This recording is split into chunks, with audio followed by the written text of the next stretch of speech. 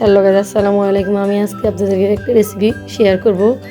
প্রথমে আমি আলু দিয়ে দিলাম সিদ্ধ, তারপরে পেঁয়াজ বেরেস্তা বানালাম, তারপর এক সাইডে প্লেটে করে রেখে দিলাম। তার পরবর্তী করে আলুটা করে চিলে ম্যাশ করে নিলাম। ম্যাশ করার পর 2 মেজারমেন্ট কাপে 2 কাপ আটা নিলাম, পরিমাণ মতো লবণ দিলাম, পরিমাণ মতো টেবিল চামচ তেল দিলাম। তারপরে মেখে ডো বানিয়ে নিলাম। একটা ধোয়া কাপড় দিয়ে ঢেকে দিলাম।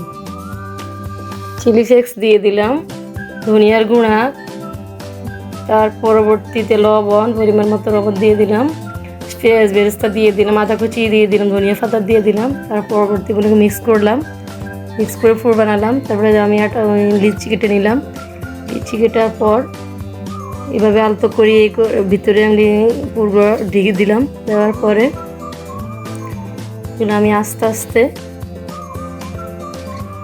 কটা শেপ নিয়ে আলতোভাবে বানালাম। বানানোর পরবর্তীতে ফ্রাই প্যান হালকা তেল ব্রাশ করে ওটা দিয়ে দিলাম। এভাবে ফুলকো ফুলকো আলুর পরোটা বানানো। এই রেসিপিটা ভালো লাগে শেয়ার করবেন।